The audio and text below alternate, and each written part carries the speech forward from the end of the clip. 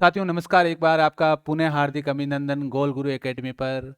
हम आपके लिए एक बहुत ही चुनिंदा जानकारी, आपको पता लग गया होगा जब भी आप ये तीन तीर देखते हो तो ये भारत का भविष्य है। निर्वाचन आयोग और निर्वाचन आयोग से संबंधित हमारे जो पेपर का जो एसएसटी विशेष सब्जेक्ट है वहाँ पर लगा हुआ है मतदाता जागरूकता के नाम से एक टॉपिक, लोकतंत्र में मतदान जागरूकता व निर्वाचन प्रक्रिया। तो हम वो टॉपिक्स आपको बहुत डिटेल में करवाने वाले हैं आज। आपका कोई भी क्वेश्चंस वहाँ से छूटना नहीं चाहिए। पिछली बार भी रीट्स में आए थे इसके क्वेश्चंस और ये मेन एग्जाम में भी है।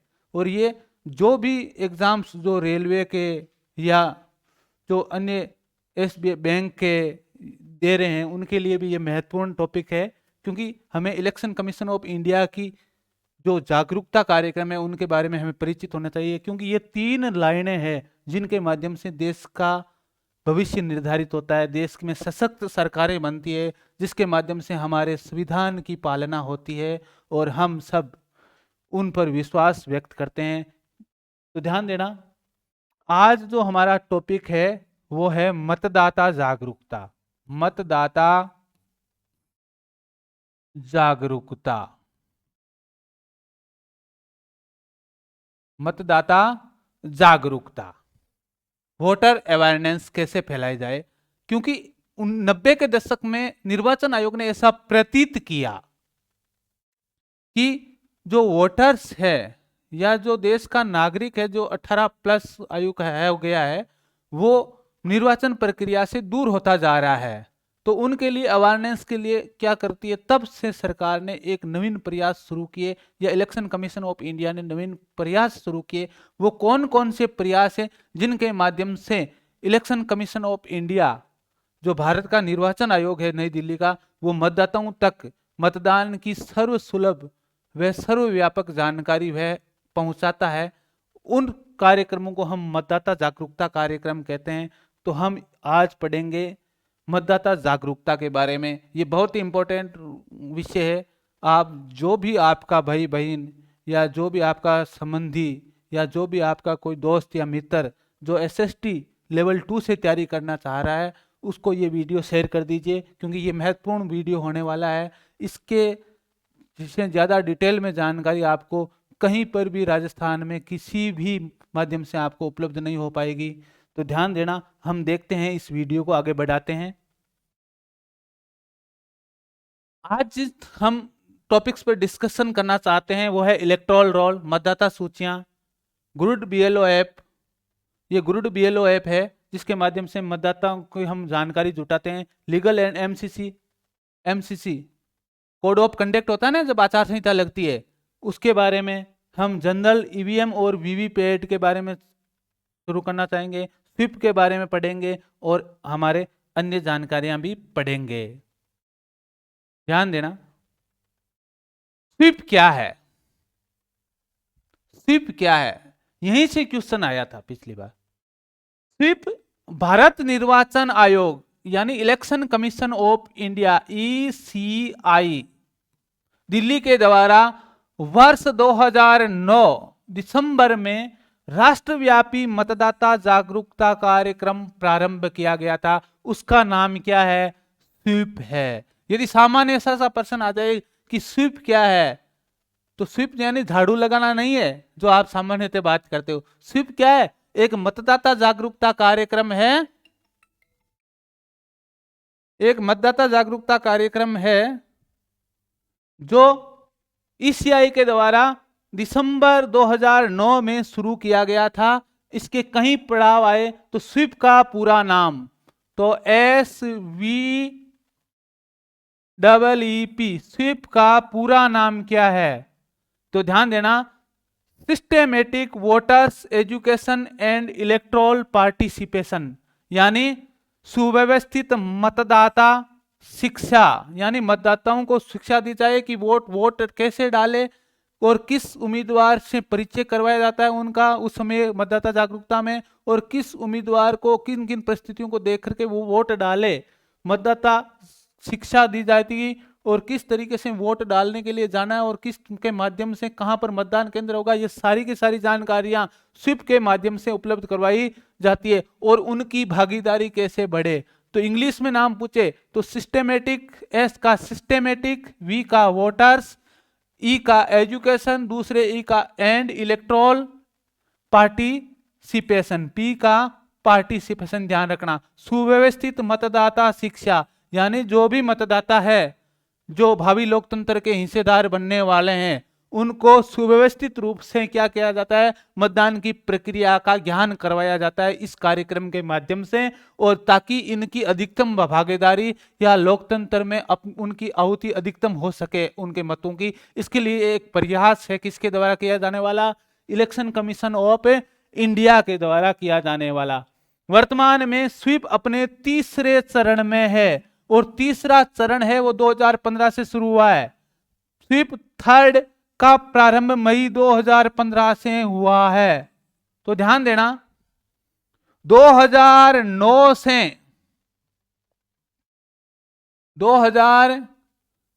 से जो कार्यक्रम चला था वो आगे 5 साल के लिए 2014 तक स्वीप फर्स्ट चलाया गया था, और 2014 से 15 के बीच में स्वीप सेकंड चलाया गया था 2014 से 2015 तक। लेकिन इसमें कुछ अलग बदलाव करके मई 2015 में कौन सा कार्यक्रम शुरू किया गया, स्वीप थर्ड। तो वर्तमान में कौन सा कार्यक्रम चल रहा है, स्वीप थर्ड, मतदाता जागरूकता के लिए। स्वीप थर्ड के 3 लक्ष्य हैं, वेरी इंपॉर्टेंट, इसको नोट कर लेना साहब। अधिक से अधिक मतदाताओं का पंजीकरण हो, जो भी योग्य मतदाता है उनका पंजीकरण होना जरूरी है। कोई भी मतदाता है वो पंजीकरण से या नहीं छूटे, यानी उसका नाम है वो वोटर निर्वाचन नामावली में दर्ज होना चाहिए। बीएलओ के माध्यम से वो अपना नाम है वो दर्ज करवा सकता है निर्वाचक नामावली में, जो इलेक्टोरल रोल बनता है किसी चुनाव से पहले, और इलेक्टोरल रोल चुनाव से 1 महीने पहले अंतिम तय क्या होता है, प्रकाशित होता है। तो ध्यान देना, अधिक से अधिक मतदाताओं का क्या होना चाहिए, पंजीकरण। अधिक से अधिक मतदान प्रतिशत हो, यानी पंजीकरण होने के बाद में यह सुनिश्चित करता है स्वीप कि अधिक जो भी मतदाता पंजीकृत है इलेक्टोरल रोल में या निर्वाचक नामावली में या वोटर लिस्ट में, सामान्य भाषा में कहूं तो, वो क्या करे, अधिक से अधिक मतदान करे, जिससे मतदान प्रतिशत में क्या हो, इजाफा हो। सतत मतदाता शिक्षा और मतदाता शिक्षा को समाज के प्रमुख धारा से जोड़ना, लोगों को वोट देने के तरीकों और वोट देने की प्रक्रियाओं, नाम जोड़ने, नाम से घटाने संबंधित प्रक्रियाओं से क्या करना, लगातार क्या देते रहना, शिक्षा प्रदान करना। ये स्वीप थर्ड के कार्यक्रम है। तो 3 उद्देश्य हैं। नंबर 1, अधिक से अधिक मतदाताओं का क्या होना चाहिए, पंजीकरण होना चाहिए। नंबर 2 कौन सा है, अधिक से अधिक जो पंजीकृत मतदाता है वो वोट डाले, अपनी आहुति, मत की आहुति दे। और सतत मतदान शिक्षा और मतदाता शिक्षा को समाज की प्रमुख धारा से जोड़ना। जो मतदाता शिक्षा है वो है हर काबिल व्यक्ति तक पहुंचे या हर भारत के नागरिक तक पहुंचे जो वोट डालने के क्या है, योग्य है। तो ध्यान देना, ये वेरी इंपॉर्टेंट चीज है। 3 प्रमुख लक्ष्य हैं और यहां से सीधा क्वेश्चन उठेगा। अब देखना, अगली स्लाइड देखते हैं। स्वीप के पीछे प्रमुख प्रेरक बिंदु 90 के दशक में विशेषकर युवाओं को चुनाव प्रक्रिया से विमुखीकरण हो गया था। मैंने क्या कहा था कि 90 के दशक में क्या हो गया था, युवा है वो चुनाव की प्रक्रिया में भाग नहीं ले रहे थे, जिसके कारण से ये स्वीप कार्यक्रम शुरू किया गया। राजस्थान में स्वीप सबसे पहले 2013 के चुनाव में अपनाया गया था। वेरी इंपॉर्टेंट, जब हमारे जो दिसंबर 2013 में चुनाव हो रहे थे, किसके, लोकसभा के, किसके, सॉरी लोकसभा नहीं, किसके, विधानसभा के, किसके, विधानसभा के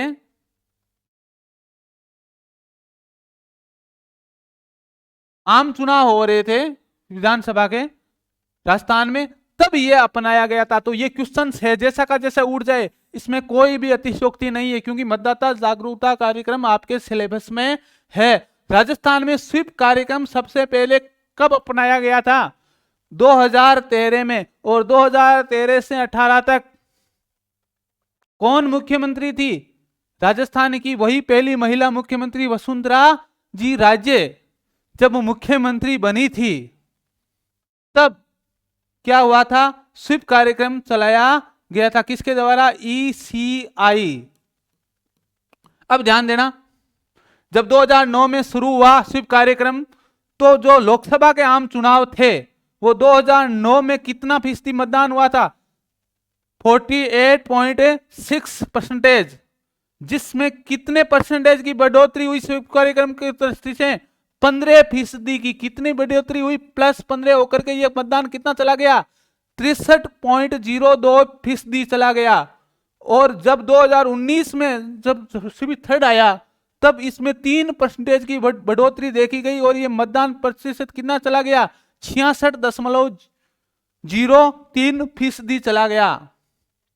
यानी मेरे कहने का मतलब है कि स्वीप कार्यक्रम से लोकसभा चुनावों में कितने प्रतिशत मतदान की वृद्धि हुई, वो आपको इसको ध्यान रखना है कि जो 2009 में जो आम चुनाव हुए थे, सांसद के चुनाव होते हैं जिसको हम सामान्य भाषा में बोलते हैं, सांसद का निर्वाचन हुआ था सांसदों का, तब जो मतदान प्रतिशत 48.6% था, उसमें 2014 में 15% का इजाफा होकर के वो कितना हो गया? 63.02% हो गया।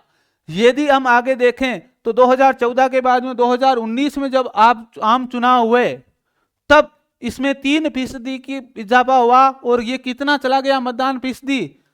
66.03% चला गया। तो ये भी आपको ध्यान में रखना है। 2009 के आम चुनाव में आम प्रतिशत कितना था? 48.6, 2014 में 63.02 और 2019 के चुनाव में 66.03। ये सीधा क्वेश्चन भी आ सकता है। ये किसकी वजह से हुआ? क्योंकि वहां पर स्वीप कार्यक्रम मतदाता जागरूकता को लेकर के क्या कार्यक्रम चलाया गया? स्वीप कार्यक्रम। अब स्वीप कार्यक्रम होता क्या है? स्वीप कार्यक्रम सामान्य से देखना, ECI क्या करता है? पहल करता है, जिसके माध्यम से रैलियां निकालता है, क्या मानता है? आमंत्रण पत्र बांटता है, वयोवृद्ध मतदाता है उनको क्या करता है? सम्मानित करता है। तो ये इस तरीके की पहल होती है जिसके माध्यम से लोगों में क्या हो? मतदान के प्रति रुचि बढ़े और लोग क्या करें? लोकतंत्र के उत्सव में अधिक से अधिक भागीदारी या सहभागिता निभाए, ऐसा प्रयास होता है ECI का। अगला देखना, तो राजस्थान में जो स्वीप कार्यक्रम चलाया गया था, इसके लक्ष्य कौन कौन से हैं? तो पहला लक्ष्य है त्रुटि रहित मतदाता सूची तैयार करना। दूसरा है स्वतंत्र व निष्पक्ष फ्री एंड फेयर इलेक्शन, यानी किसी के बिना दबाव के, बिना किसी धर्म जाति के दबाव के, बिना किसी आर्थिक लोभ के मतदाता है वो क्या करे? मतदान प्रक्रिया में भाग ले। थर्ड है मतदाता केंद्रित क्रियाकलाप कराना, जैसे रैलियां निकालना, नुक्कड़ सभाएं करना, ये ऐसे कार्यक्रम होते हैं। समावेशी निर्वाचन भागीदारी, यानी सबकी क्या हो? निर्वाचन में भागीदारी हो, कोई भी किसी भी जाति, धर्म, पंथ या लिंग का व्यक्ति है उसकी कम नहीं रहे। इसलिए तो बार बार प्रेशर आता है कि महिला मतदान कम रहा, यहाँ पर पुरुष मतदान अधिक रहा। तो ये समावेशी क्या करनी है? भागीदारी तय करनी है। तो ध्यान देना, पहला जो लक्ष्य है स्वीप कार्यक्रम का राजस्थान में, वो त्रुटि रहित मतदाता सूचियों का क्या करना? तैयार करना, स्वतंत्र व निष्पक्ष चुनाव प्रक्रिया करवाना, मतदाता केंद्रित क्रियाकलाप करवाना, समावेशी निर्वाचन भागीदारी होनी चाहिए। किसी भी पक्ष या किसी भी पंथ को किया जा सकता? दबाव में लेकर के उसको मतदान से रोका नहीं जा सकता। नैतिक मतदान हो, अन्य मतदाताओं को उपयुक्त हेतु प्रोत्साहित करना, जैसे अन्य मतदाताओं को उपयुक्त 3 हेतु प्रोत्साहित करना, यानी जो भी मतदाता है, मान लिया जाए जो वोटर देने के लिए नहीं काबिल है, जैसे वयोवृद्ध मतदाता है कोई, जैसे मान लिया जाए PWD वोटर्स है, उनको क्या करना? प्रोत्साहित करना मतदान के लिए। सतत मतदान एवं प्रजातांत्रिक शिक्षा देना, मतदान की शिक्षा देना, निरंतर रूप से। तो ये स्वीप राजस्थान के कितने लक्ष्य हैं, कितने लक्ष्य, कितने पिलर दिखाई दे रहे हैं, 1, 2, 3, 4, 5, 6 और 7, ये 7 लक्ष्य हैं राजस्थान में स्वीप कार्यक्रम के। तो ध्यान देना। अगली स्लाइड लेते हैं हम। राजस्थान में स्वीप का जो मॉडल है वो त्रिस्तरीय मॉडल है। अब ध्यान देना, राज्य स्तर पर जो मॉडल है इसको बोलते हैं एनवायरमेंट बिल्डिंग स्ट्रेटजी तैयार करता है। ये मतदाता जागरूकता हेतु सकारात्मक वातावरण निर्माण की क्या करता है, भूमिका तैयार करता है कि किस तरीके से कार्यक्रम होंगे कॉलेजों में, स्कूलों में, सामुदायिक भवनों में या सार्वजनिक सभाएं कौन कौन सी करेंगे, इस तरीके को लेकर के मतदाता जागरूकता को लेकर के ये कार्यक्रम तैयार करते हैं। जिला स्तर पर मतदान संबंधी गैप्स को दूर करना, जो मतदान संबंधी गैप है BGS, ब्राइडिंग द गैप स्ट्रेटजीज, यानी तैयार करना। BGS का काम कौन करता है, जिला स्तर पर मतदान संबंधी गैप है, यानी कुछ बूथ्स पर क्या हो जाता है, मतदान बहुत अधिक हो जाता है और कुछ बूथ्स पर क्या रहता है, बहुत न्यून होता है। तो उन बूथों के बीच के अंदर क्या करना, गैप को क्या करना, कम करना। ERO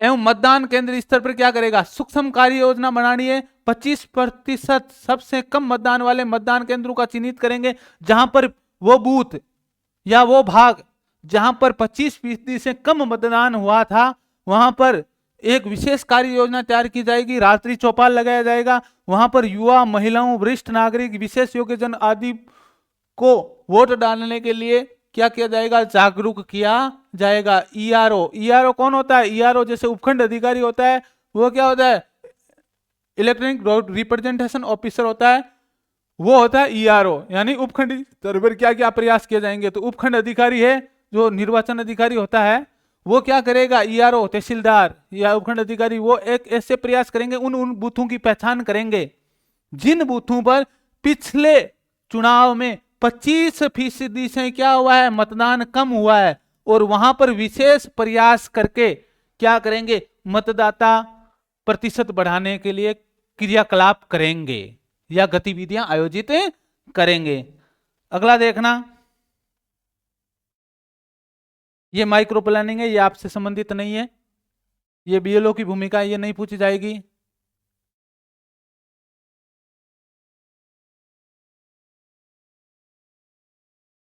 ध्यान देना, EPIC जो आपका पहचान पत्र है वो है EPIC कार्ड, इसका डाउनलोड करना। PWD मतदाता जो है वो कौन से होते हैं, जो विकलांग मतदाता होते हैं, पोस्टल बैलेट के लिए क्या करना, चिन्हित करना, चुनाव पाठशालाएं आयोजित करना, ये स्वीप की गतिविधियां, डोर टू डोर संपर्क करना, ये आपसे संबंधित नहीं है। अगला देखते हैं,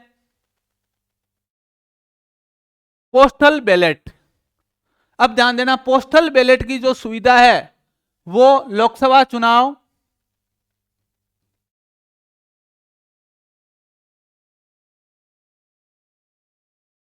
2019 में इसका दायरा बढ़ाया गया। इससे पहले विधानसभा चुनाव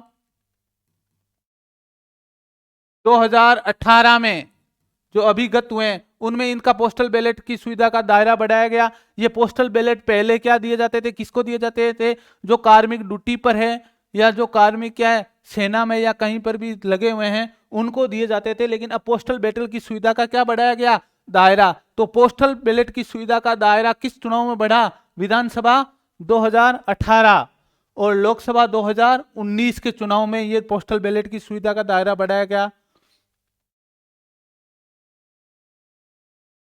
अब ध्यान देना, ये जो गाइडलाइन है वो कब जारी हुई थी, 9 फरवरी 2021 को जारी हुई थी।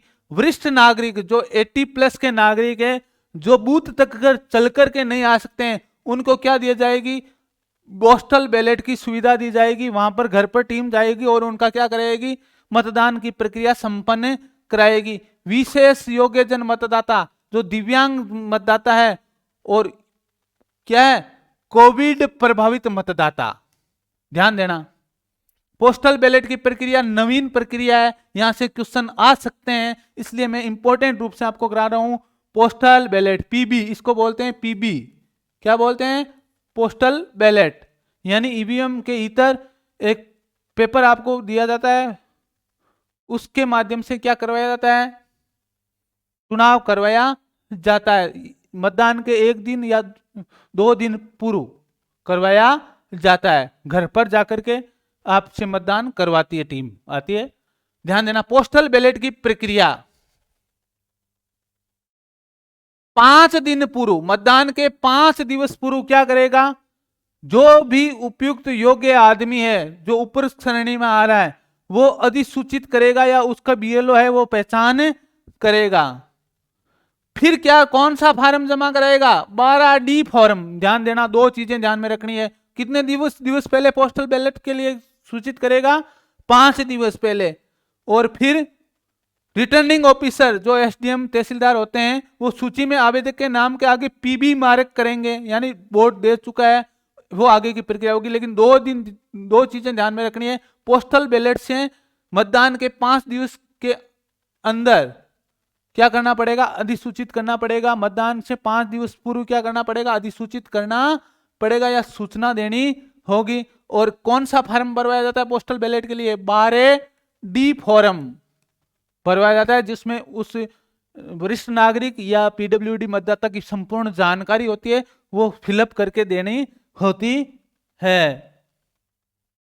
वही प्रक्रिया होगी।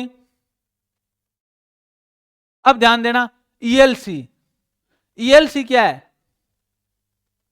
ध्यान देना, निर्वाचन साक्षरता क्लब। ईएलसी का पूरा नाम क्या है,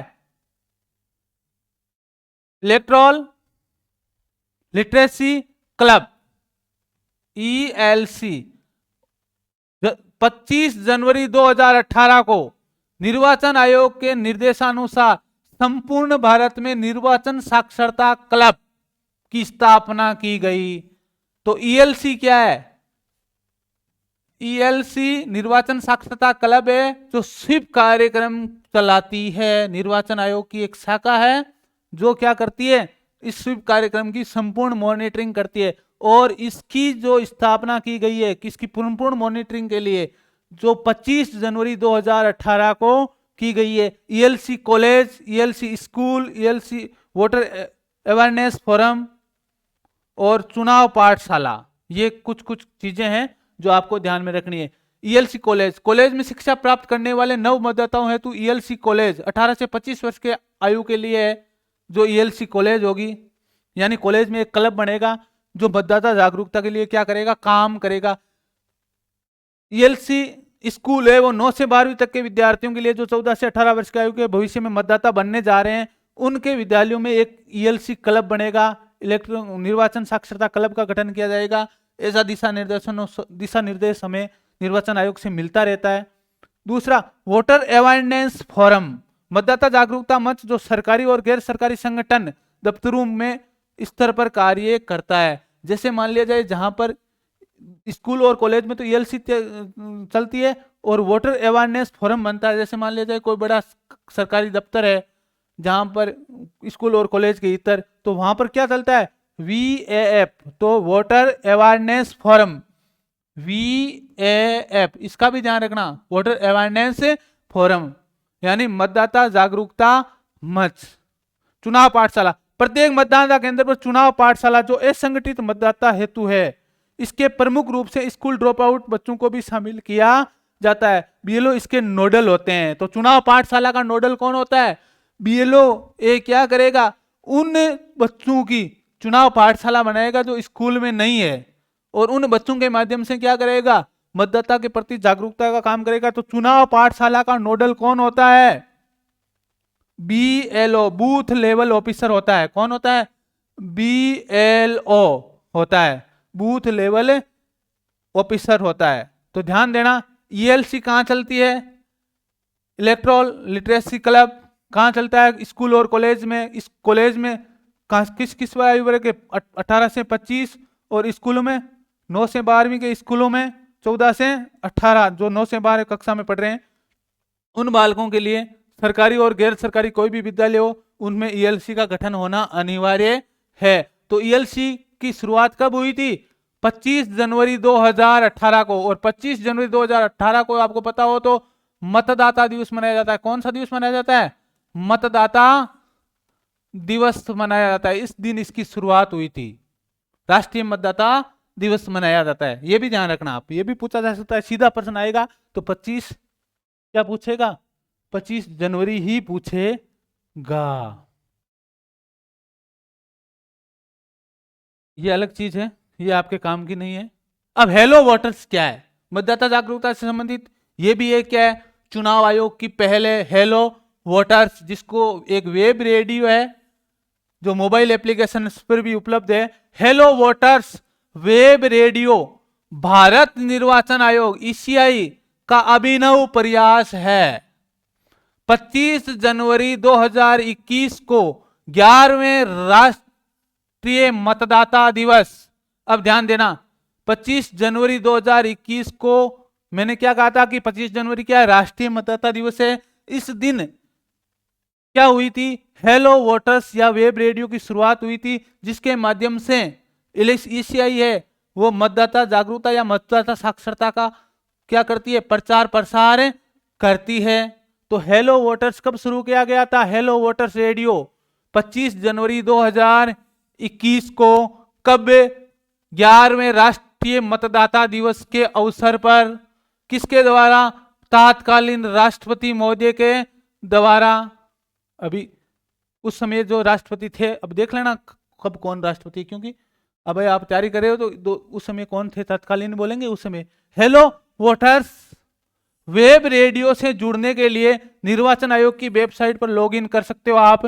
हेलो वोटर्स वेब रेडियो पर मतदाता जागरूकता संबंधित कहानियां, जिंगल्स, पॉडकास्ट, आइकन संदेश, यानी कोई व्यक्ति है जो विकलांग है, आदमी है, या कोई पीडब्ल्यूडी वोटर है जो डॉल करके आया वोट, वो भी अपना संदेश दे सकता है, आइकन संदेश, या कोई बड़ा खिलाड़ी है, या कोई बड़ा अभिनेता है, या कोई बड़ा राजनेता है, वो उसका आइकन संदेश दे सकता है। प्रेरणादायी गीत, प्रबुद्ध व्यक्तियों एवं विशेष मेहमानों के वीडियो संदेश, आयोग द्वारा नवाचारों की जानकारी दी जाती है।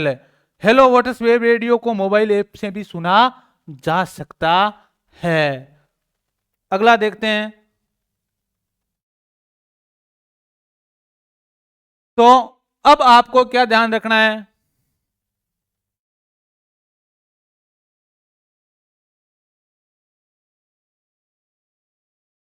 क्या ध्यान रखना है, वी पैट, ध्यान देना, वीवीपैट की फुल फॉर्म, वीवीपैट की फुल फॉर्म आप जानते हो, इलेक्ट्रॉनिक वोटिंग मशीन आने के बाद में क्या रही है, विवादित तो रही है। मतदाताओं को यह शंका रहती थी कि मेरा वोट है वो मैं अमुक उम्मीदवार को दे रहा हूं, वो उस उम्मीदवार को जा रहा है या नहीं जा रहा है, कहीं ना कहीं इसमें गोपनीयता तो भंग नहीं हो रही है, किसी दूसरे को नहीं जा रहा है, वोटर्स को या उम्मीदवार को नहीं जा रहा है। तो इसके लिए भारत सरकार ने ईवीएम के साथ में एक मशीन जोड़ी, ईवीएम के साथ में क्या जोड़ी, एक मशीन जोड़ी, जिसमें वोट डालते ही एक पर्ची गिरेगी और पर्ची में उस उम्मीदवार का नाम व उस पार्टी का चिन्ह होगा, जिसके माध्यम से वो क्या हो जाएगा, संतुष्ट हो जाएगा कि जिसको वोट दिया है उसी को गया है। उस मशीन को बोलते हैं वीवीपैट। तो voter verified postal audit trail. तो ध्यान देना, वोटर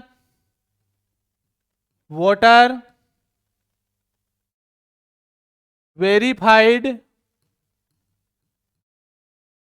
पोस्टल ऑडिट ट्रेल, यानी इसके माध्यम से वोटर है वो वेरीफाइड हो जाता है। पोस्टल ट्रेल चलती है, यानी पर्चियों की एक श्रृंखला चलती है, पर्ची धीरे धीरे कट करके गिरती रहती है, तो उससे वोटर वेरीफाइड हो जाता है या सुनिश्चित कर लेता है कि जिसको मैं वोट दे रहा हूं उसी मतदाता, उसी उम्मीदवार को मेरा वोट जा रहा है या नहीं जा रहा है। तो एक वीवीपैट की फुल फॉर्म भी आप ध्यान में रखना। हेलो वेब, इस स्वीप कार्यक्रम, इनके बारे में आपको ध्यान में रखना है। तो आपको ये वीडियो कैसी लगी, आपसे मेरी यही आशा है कि आप उस प्रत्येक बंदे तक पहुंचाओगे ये वीडियो जो बंदा SST लेवल 2 से तैयारी कर रहा है या लेवल 2 में हिंदी, संस्कृत और की तैयारी कर रहा है, तो उन तक सभी आम बंधुओं तक आपका पहुंचाने का काम है। धन्यवाद, सुप्रभात।